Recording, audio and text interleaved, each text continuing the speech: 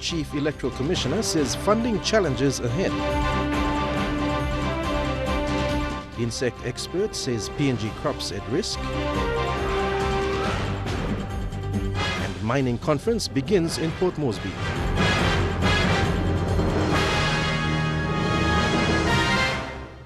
This is National EMTV News with Meriba Tulo. Good evening and thank you for your company. This is Tuesday's news. The 2015 PNG Mining and Petroleum Conference began today in Port Moresby with a focus on opportunities in challenging times. Hosted by the PNG Chamber of Mines and Petroleum, the annual conference brings together companies and stakeholders of the mining and petroleum sectors, as well as policy makers and investors. The three-day conference was officially opened by Prime Minister Peter O'Neill. Close to 700 participants attended the first day of the 2015 PNG Mining and Petroleum Conference today. Also present was the Minister for Mining, Byron Chen, and the Minister for Public Enterprise and State Investments, Ben Micah. In the opening remarks, President of the PNG Chamber of Mines and Petroleum, Geria Aupi, pinpointed the struggles of the mineral and energy sectors with the sharp fall in prices and low revenue levels. Mr. Aupi said the industry will face tough times in coming years. In terms of oil and gas prices, we probably witnessed perhaps the sharpest ever commodity price decline within a short period of time. For PNG, the impact on the industry has been further compounded by the prolonged drought that is affecting the country at the moment. Keynote speaker and Prime Minister Peter O'Neill admitted that the PNG economy and other economies of the world are experiencing challenges because of an uncertain international economic environment. But he said that in PNG, it was important to remain positive about the future, adding that the government was carefully managing the challenges. Many of you know now that our government is trying its very best to ensure that our economy remains sound so that we can emerge out of these global conditions in a stronger position than we were before. Mr. O'Neill said the government was proactive in ensuring the right climate is maintained for the ongoing investment in our economy, particularly in the resources sector. The Prime Minister also said that PNG needed to be innovative in the light of the uncertainty in the global market. While prices remain subdued, we must be confident that it will rebound. Again, as I said, we cannot just simply wait for the global market to improve. We need to be more innovative today. The Prime Minister also announced today that the government will offer incentives for gas projects that focus on downstream processing. The conference will continue on Wednesday and Thursday here in Port Moresby, alongside the trade exhibition showcasing various companies from the mining and petroleum sectors. Deli Waigeno, National EMTV News. The club manager of Lay's Premier Club along Kasawari Road was found murdered and his body dumped in the club's ladies' toilet yesterday. The deceased is a Malaysian national who lived within the club's premises. Police believe 4 suspects gained entry into his house through the back gate. He was robbed before being killed. The deceased was the manager of this club. His body was discovered by day shift staff. The workers turned up early yesterday morning for work, but waited till 11 a.m. for him to open the door. They grew suspicious and forced their way in through the back gate at around 12 p.m. He was discovered in the female toilet by one of his employees. Toilet side no side bus side not sekim no stop. Some below side la pokis. Number sekim below one upside no toilet will murder. Stephen Dina, the supervisor of Prima Club, says there were knife wounds to his neck when he discovered the body. The workers then alerted the police. Acting Metropolitan Commander Timothy Pomoso says an investigation has already been carried out and police will pick up one of the 4 suspects for questioning soon. The man's body is now at the Leh International Morgue. Mata Lewis, National EMTV News, Ley. Patilias Gamato has officially been sworn in as Papua New Guinea's new Chief Electoral Commissioner. Gamato took the oath before Chief Justice Salamo Injia and replaces his predecessor, Sir Andrew Trowan. The formality signifies the start of Patilias Gamato's term in office as the Electoral Commissioner of Papua New Guinea. Present to witness this was outgoing Commissioner Sir Andrew Trowan and former Electoral Commissioner Ruben Kailo. Chief Justice Sir Salamo Injia challenged Electoral Commissioner Gamato to conduct several of the failed local-level government elections. One area of concern that I would like to point out and perhaps use this opportunity as the new Electoral Commissioner steps in his role to take charge is an area that is of concern to the courts, and that is in relation to some of one or two decisions that the Supreme Court has made with regard to the conduct of local level government elections. The 2012 elections have seen a record 105 election petition cases, most of which have been cleared with less than 5 yet to go to trial. Gamato understands the urgency to conduct these elections. He will be working closely with the courts and his legal team to expedite the process. The elections in local government council election in 2013, the former electoral commissioner failed the election. So what that means is that the writs have been withdrawn. Okay, so to conduct a new election, a new writ has to be issued. Okay, so the failed election remains failed, and what we will do is we'll be asking government to support us, give more budget so we can conduct supplementary election, and we want to do that before 2017. The 2017 elections may be a year away, but Gamato is confident of delivering a successful election. They are currently working with the Australian Electoral Commission to carry out roll cleansing to update the common roll. Mickey Cavera, National EMTV News. The new Chief Electoral Commissioner says he has many challenges ahead of him. Most of them are financial and require urgent government support. Patilias Gamato said during his swearing-in ceremony today that he will be raising these matters with the Prime Minister Peter O'Neill for the successful conduct of the 2017 national elections. Mr. Gamato assumes office at a challenging time for the Electoral Commission, just 1 year away from the 2017 national general elections. Conducting supplementary elections for the failed LLG elections is among a list of competing priorities that the new Chief Commissioner will have to deal with. Priorities such as reviewing electoral boundaries and updating the electoral roll. All of this need funding that the Commission does not have. And what I intend to do is pay a courtesy call to the Prime Minister and also raise that issue with the Prime Minister so that the government is responding to our needs as Electoral Commission to prepare properly for 2017. For 2016, the Electoral Commission has been allocated 10 million kina, which is 170 million kina less than what they desperately need to cover election preparations alone. Actual submission was 180.3 million kina, and the actual estimate for the budget preparation 2016. For now, Mr. Gamato said they will use the 10 million kina to start work on the electoral roll updates.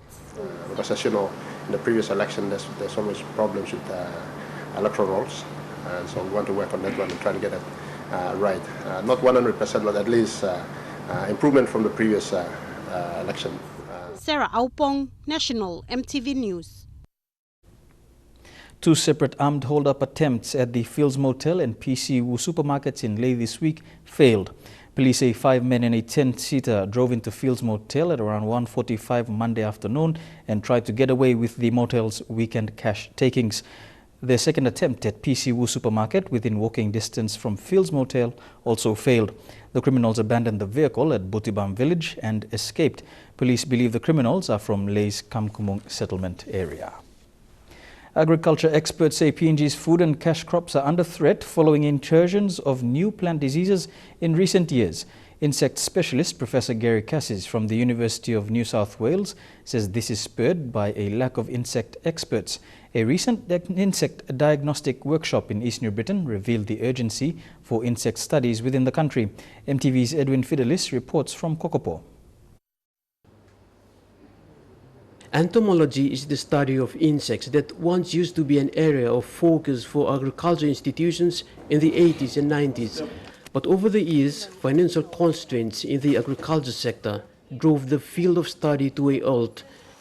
In early year 2000, the onslaught of new crop diseases such as the potato late blight, the cocoa pod borer and Bogia coconut syndrome prompted the urgency to revive insect studies. This was one of the recent workshops funded by OSAID and hosted by the National Agriculture Research Institute at Karavat in East New Britain Province. It brings together agriculture officers from various institutions to be trained on the technical aspects of insects. Professor Gary Cassis from the University of New South Wales, who facilitated the workshop, said PNG must rebuild its capacity in this area of study. There's always going to be issues that emerge in Papua New Guinea that relate to insects. It's not just the same pests that they've seen year after year. And a good example is the cocoa pod borer that came into New Guinea in 2006, at least in the East New Britain area. In recent years, agriculture institutions such as NARI, Nakia and other institutions began to realize its importance in the agriculture sector. Pest incursions are quite regular these days because of obvious reasons like climate change, increasing population, declining natural resources. All of these factors contribute towards new pests being discovered in Papua New Guinea. Much of the blame has been leveled against the lack of support coming from various stakeholders, including the government, in participating in research work in entomology over the years. These are the sorts of issues that are always going to be present in a country like Papua New Guinea, where food security and much of the food that's grown in this country is for the people that actually grow it. Redeveloping insect studies would mean supporting the 80% of ordinary Papua New Guineans who grow food and crops to eat and sell. Edwin Fidelis, National MTV News, Kokopo. The controversial Pacific Marine Industrial Zone project was successfully launched today by Prime Minister Peter O'Neill in Madang. The delegates also present were Trade and Commerce Minister Richard Maru, Madang Governor Jim Kass, Madang MP Nixon Duban, China's Ambassador to PNG Liu Riong, and PMIZ Contractors President Tang Lezen. The launching ended with reconciliation between two landowners, Francis Gem and Frank Don, plaintiffs in the PMIZ case against the state who had it cancelled recently. You're with National MTV News. Village birth attendants encouraged and B-Mobile announces deal with PNG Air. Those stories and more when we come back. Stay tuned.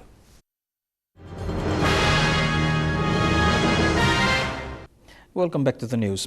The two probationary police constables arrested and charged for discharging a police-issued firearm 2 weeks ago at Bumbu Market are yet to be suspended.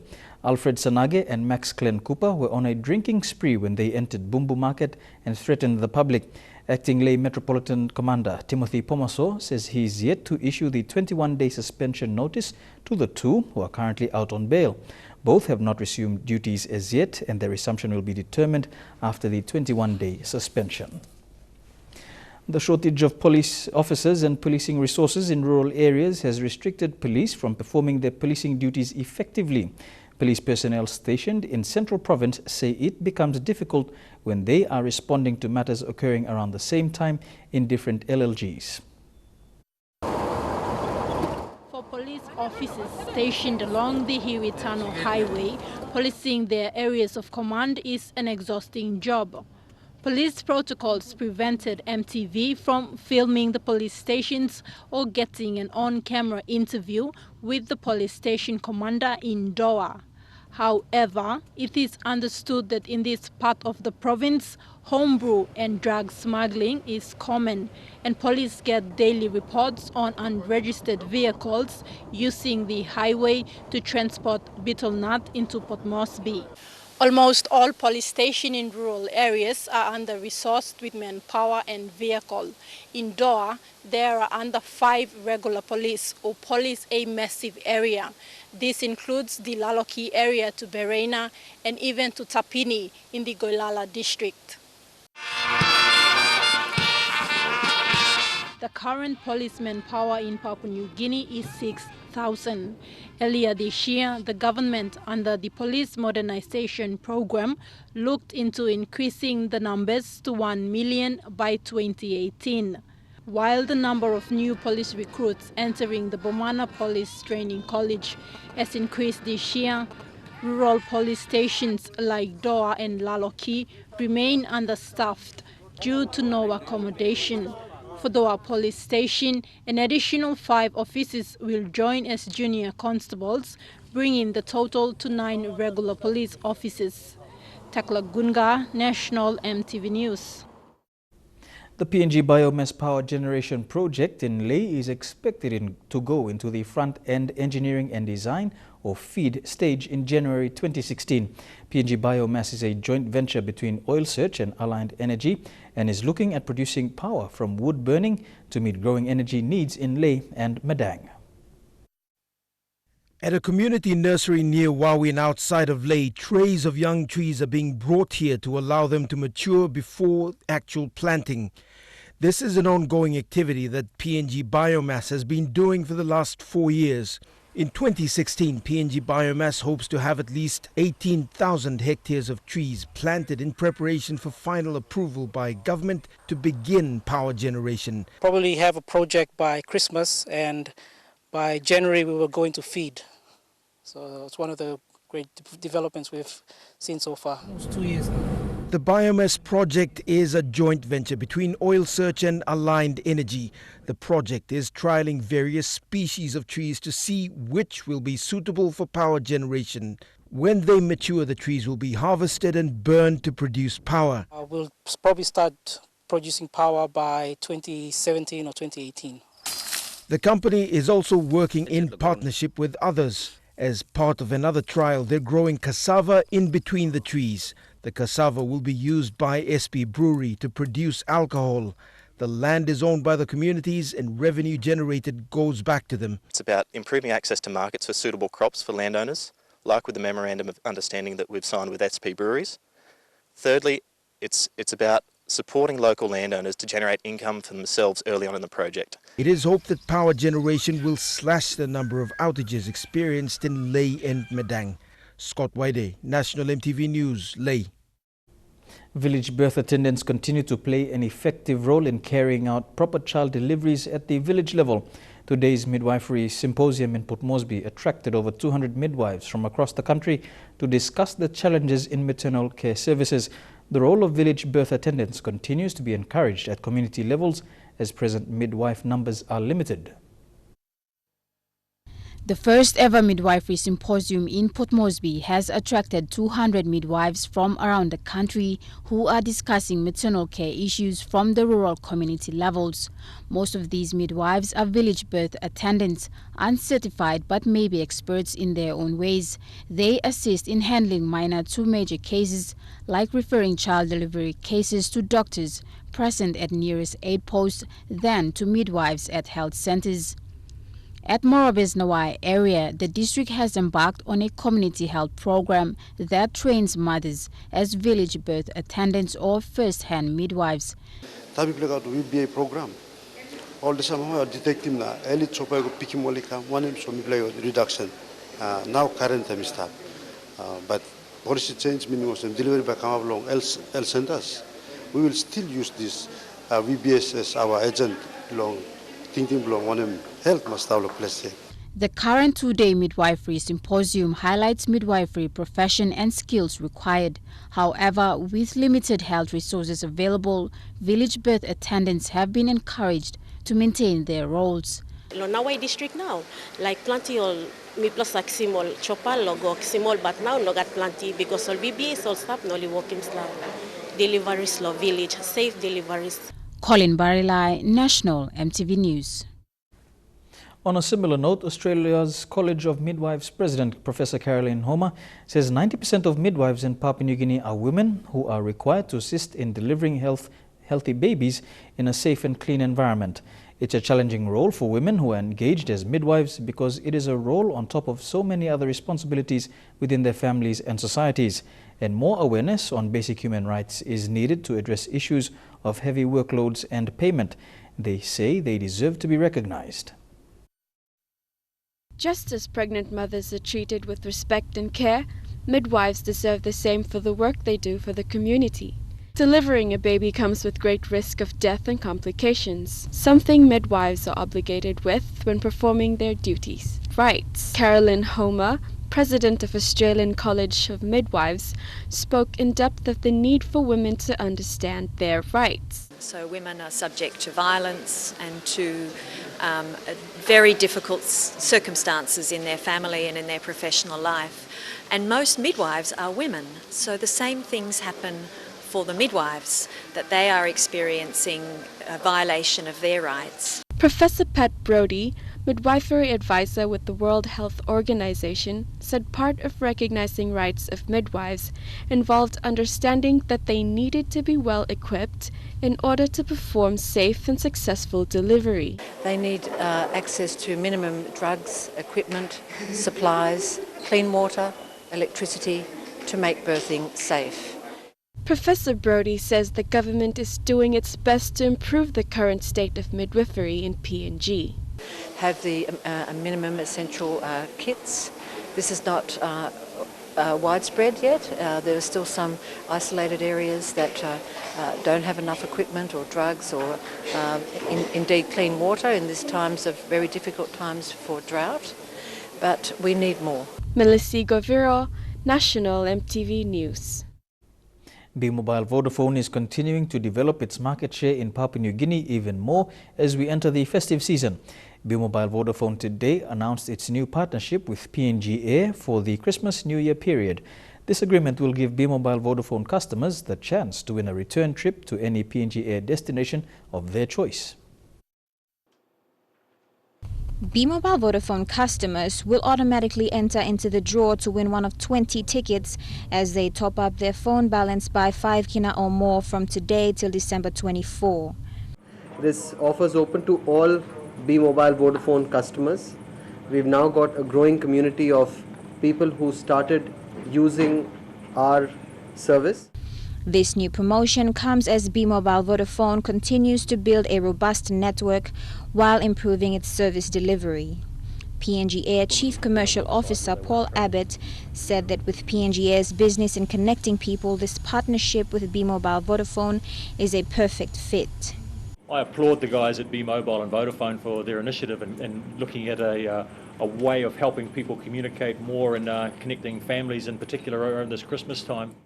Mr. Abbott also said that along with this partnership promotion, PNG Air ensures heightened safety measures as well as continued aircraft maintenance. Lorraine Gabina, National EMTV News. And now a look at the finance news. The kina closed unchanged at $0.3375 in the interbank market. At Bank South Pacific, your kina was buying $0.3300 $0.4550 Australian dollars, €0.3069 and 40.23 Japanese yen. Looking at commodity prices at New York close, gold, coffee, cocoa closed higher, while copper closed the day lower. Palm oil, crude oil and copper closed the day lower. And on the stock markets, the Dow Jones closed at 31 points lower, the ASX closed at 25 points lower, and the All Ordinaries closed at 23 points higher. Here with Tuesday's news, points on social entrepreneurship, a call to stop compensation. That and more local news after the break.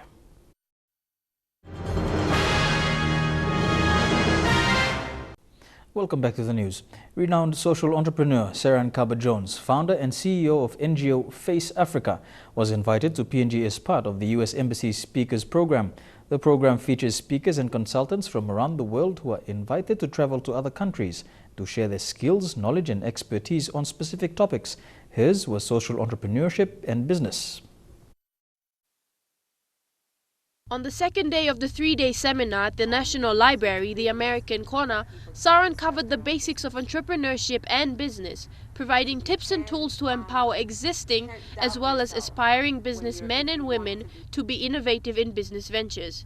her theme being innovation for success, top tools in social entrepreneurship. Capital to start. So sometimes she discussed the similarities between the two existing economies of Africa and Papua New Guinea, the comparisons between the challenges such as infrastructure development and governments guaranteeing basic social services such as education, access to clean water and healthcare. The similarities are on both a social as well as a business level, with unemployment also being a common major issue. So the challenges are definitely similar, but which means the opportunities are similar as well, because in times of challenges, I think, they present really good opportunities for new ideas, for creative ideas, and for innovation to actually start. So from her experience in working in similar economies as Papua New Guinea's, Sarad gave solid advice for existing and aspiring business owners. SMEs, small to medium-sized businesses, are the engine of growth for any economy, even in the West, whether it's in Europe or America or Australia. I don't think it's the big sort of multinational corporations that drive economies. It's the SMEs, the small to medium-sized businesses that create jobs and employ people. So I think that is the future of an economy like Papua New Guinea. I think young people especially and women need to be given the motivation, the encouragement, the resources and tools, to be inspired and motivated to actually want to get into business here. And I think government has a role to play. Private sector has a role to play as far as creating a conducive environment for small businesses to start and to thrive. Michelle Bird, National EMTV News. Como Magarima MP Francis Potape is taking a bold stand to legislate a law to stop compensation payments. Mr. Potape said this in light of the El Nino effects experienced in the country. The local MP says compensation money can be used for other important issues that people face. Compensation ceremonies have become a normal practice in Papua New Guinea. And in the Highlands region, it's quite common with payments in cash or kind that may amount to over 800,000 kina. The local MP sees this as an economic burden and is making steps to stop this ongoing practice. We must outlaw compensation. No compensation. The recent dry spell in the country is a lesson learned exercise, and Mr. Potape is optimistic this law will help minimize this habit. Several areas of Como Magarima were hit hard by the dry weather. As a result, people suffered because of the food shortage that called for immediate relief assistance. Potape says if compensation is stopped, people will have enough to save and spend for a good cause. Every day rushing money in a pig load. Compensation, compensation, compensation. It's about time we outlaw compensation. Another issue of concern is the low financial literacy rate in the province. Potape says people must adopt the savings culture that must be made possible by commercial banks operating in the country. Bank must make it flexible. From the young man, marry anybody to open bank account, possible account. Meanwhile, rice distribution for the Como Magarima district is continuing with over 8,000 bags bought under a joint funding by the national government and Hela province. Each ward council will receive 300 bags. Jack Lapave, Junior National EMTV News. Continuous dry weather has forced a primary school in Berena, Central Province, to suspend the last 3 weeks of classes for this year. Debo Ismenu Primary ended its 2015 academic year last Thursday after the graduation of its grade 8 students. The school was facing water shortages since September and could no longer continue with classes after its only water supply ran out a fortnight ago. The Bosi Menu Primary is run by the Berena Catholic Diocese. It is a feeder school to Mainohana Secondary in Berena Station and provides primary education for the Makeo and Kairuku people. It has over 400 students and 14 teachers. This long period of dry season is affecting our school. Head teacher Benedette Ahoye says the education department in Term 3 sent out a circular advising the teachers to suspend classes if the dry weather continues. Septic toilets are not in good condition. We teachers, we travel long distances to get drinking water. However, the dry weather was not the only reason for the suspension of classes. Head teacher OS said the school had faced financial constraints since 2013, and because of that, the administration could not access the 80 million tuition fee-free money allocated to fund the school's operations costs. So all of this year, I have no access to that money. So I started crediting from people that I trust that they will help me to run my school. And then up till now, I don't have money to give to those people. Last week, the Kokomo Water Company refilled 2 tanks for the teachers to use for drinking and cooking, but the teaching staff fear the water will run out as soon as next week. Tekla Gunga, National EMTV News. The Mahonia Nadari Marine Conservation Centre in Kimbe, West New Britain Province has been conducting a marine environment education program. The Conservation Centre runs a 9-week program where students go through intensive learning about marine conservation. Walindi Nature's Centre for Marine Conservation in Kimbe is one of its kind that provides study opportunities for school children in the province as well as marine biologists that visit Kimbe each year to do their research on marine biodiversity. The Conservation Centre runs programs for elementary, primary, secondary and youths in the communities, as well as providing education programs for teachers in the province on marine life conservation. The program gives opportunities to the students to take part in both theory and practical lessons on marine biology and conservation. Marine Education Officer Adolfina Lewinjit runs the program on her own with assistance from her program director, Nelly Bow. And we also take them on the boat to go out snorkeling in the reefs that are conserved or protected, and also to a protected island where they see the beauty of the island and appreciate what the work of conservation is. The program also complements what is not covered in depth in the classrooms in terms of its relevance to the national curriculum in the country. Most of the funding for the Marine Centre comes from donor fund through proposal writing as well as money coming in from the use of the facilities. Yes, previously we used to do the programs to Rabaul, Bougainville, not Bougainville, but Rabaul, Manus and Kabeng. The ME program was taken over to these provinces, but because of funding limitations, we are not able to expand and replicate what we are doing in West New Britain to other provinces. The Walindi Marine Conservation Centre is a non-government organisation that runs entirely on its own from the revenues generated from the use of its facilities by local individuals and business houses. Revenues generated from the centre goes towards the payment of the staff as well as towards the maintenance of the facilities. Godwin Eki, National EMTV News, Kimbe. You're with National EMTV News. After the break, we'll bring to you Trukai Sports. Don't go away.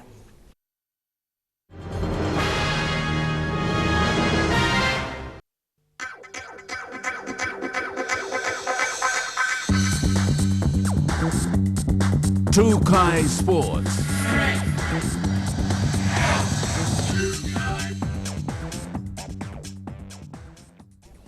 Welcome to Trukai Sports. Papua New Guinea will compete in this weekend's 2015 Oceania Rugby Junior Trophy in Fiji. The PNG Rugby Football Union has confirmed the 26-man squad under the stewardship of Robin Tarere as coach and Sydney Wesley as assistant. They may be young, and although many of these players have never been heard of, you will have to familiarise yourselves with many of these faces, as they are the next lot to come through to the PNG Pukpuks jersey. The Under-20 Pukpuks contingent is a selection of the finest schoolboy reps from all 4 regions, as well as the inclusion of 5 Australian-based boys. Robert Lai Jr. and Jamie William have been selected from the Goroka Rugby Football Union, William Tirang from the ENBRFU, Joe Moke and Andre Tarere from Madang, and 10 players selected out of the Maribor Schoolboys Rugby Comp. A bit hard to put a side together for this tournament. It takes a while, especially with the under-20s. You need to blend them together and put them together as a team for like 2 to 3 months before we we head off to these tournaments. With such versatility in the playing group who are yet to play alongside one another, Coach Robin Tarera says his focus will be instilling a unified culture within the team. I just want them to come as a team and know each other and play as a team. That's all. Tarera, however, believes with the majority of players from the Moresby Union, a lot of experience can be shared amongst the group, as many have consistently featured in provincial tournaments and have been a part of the game since the inception of an under-17 tournament in Moresby. Other players from Ley, they've been playing together in tournaments in the under-17s the last couple of years. We have a bit of experience in there with exposure. Robin will be placing little pressure on the boys to return with extravagant results, as he has indicated these young men will be using this tournament as an introduction of the team to the region. We've got 2 tough matches coming up. One on the 27th against Fiji. That'll be the home side. Everyone will be backing on them, but we'll do what we can. Lorraine Genia, National EMTV Sports. The National Boxing Championships is set to kick off this Thursday in Kavieng, New Island Province. Boxers from all around the country are expected to arrive tomorrow for the 4-day tournament that will feature some of the biggest draw cards in the country. Director Dick Larry is looking forward to delivering a successful tournament. Preparations for the National Boxing Championships began earlier this month.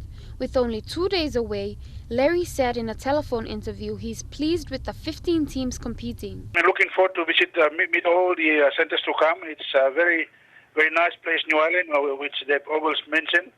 It's a place to visit. The championships will see the likes of the men's and women's Pacific Games gold medalists, as well as newcomers who Larry thinks will do exceptionally well. The championships will be used as a selection criteria for the upcoming Melanesian Cup in Fiji in March next year. Larry hopes to discover more raw talent in the code. We hope to identify some raw talents that we can be able to tap into so that we can be able to develop them and get them ready for the coming Melanesian Cup in Fiji. Sports Minister Justin Tachenko and Kavieng MP Ben Micah will officiate at the opening. The National Boxing Championships will begin on Thursday morning with the women's 51 kg division, the first to battle it out. Jaylee Sapias, National EMTV Sports. You're watching Trukai Sports. We'll have more sports stories for you after the break. Stay tuned.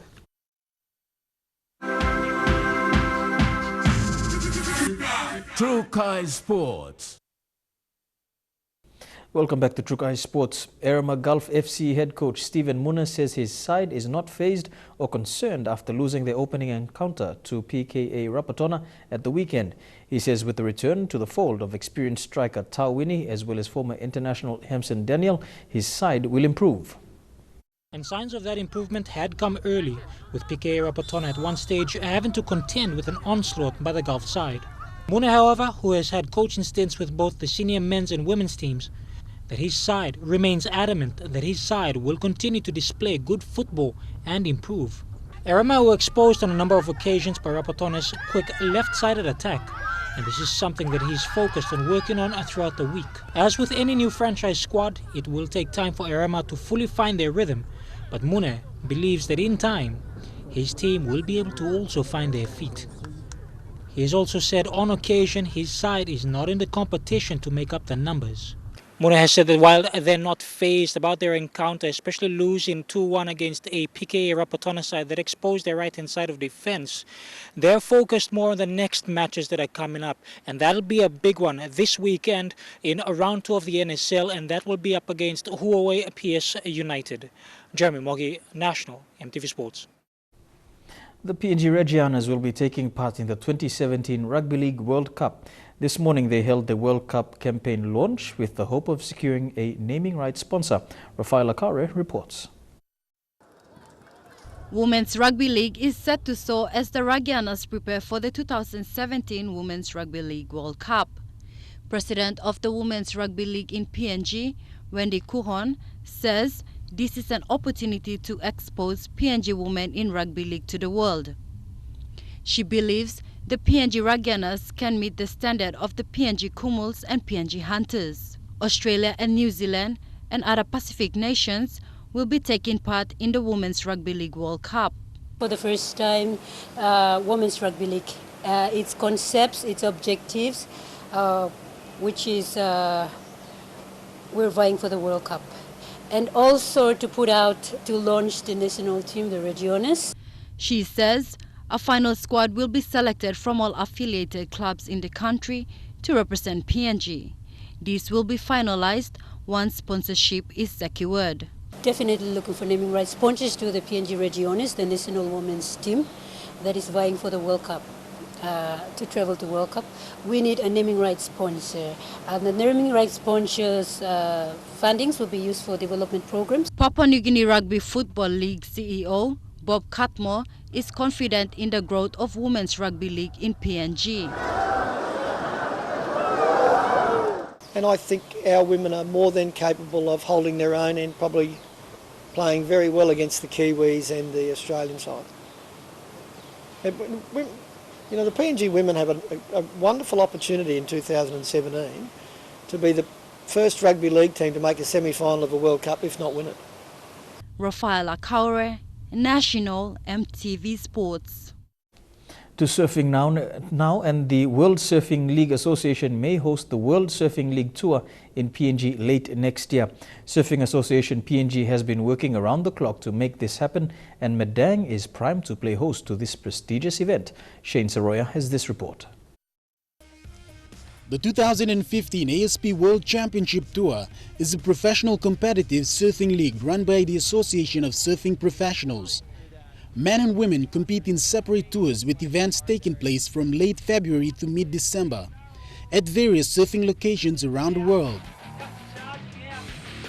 Surfers receive points for their best events. The surfer with the most points at the end of the tour after discarding their two worst results is announced the 2015 ASP Surfing World Champion. Bummed out that he kept getting all the good ones. Yeah, you got pretty. And as a PNG, it has been a long journey after 28 years of hard work. And PNG is poised to host the World Surf League Tour, the Formula One of the world of surfing. We're planning this to become an annual event, so the World Tour stops in Papua New Guinea. The next event could be in Vanimo, it could be in New Ireland, it could be in Bougainville, it could be in Manus. But we feel right now that to kickstart this event, Madang is the most conducive environment. Now focusing on the fact that PNG at this point in time exerts a considerable amount of influence in the Pacific region. With the recent completion of the Pacific Games and the FIFA Under-20 Women's World Cup next year, as well as the Apex Summit in the near future, this event is sure to add the excitement. This opportunity with the World Surf League to put on a world-class event that, as Andy said, will be telecast live to the rest of the world is a godsend opportunity for Papua New Guinea, and to enable people from the outside to see what more there is to offer.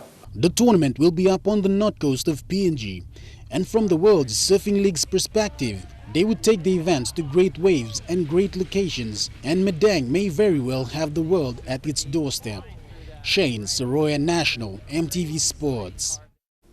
And that ends Trukai Sports. Up next, we'll bring you the weather details for the next 24 hours. Trukai Sports.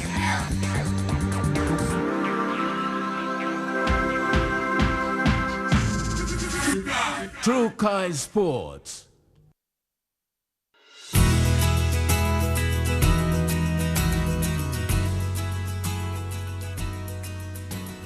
Taking a look at the weather forecast for tonight and tomorrow. First of all, in the southern region, showers and thunderstorms expected in Port Moresby. In the Momasa region, mostly fine in Wau and Madang.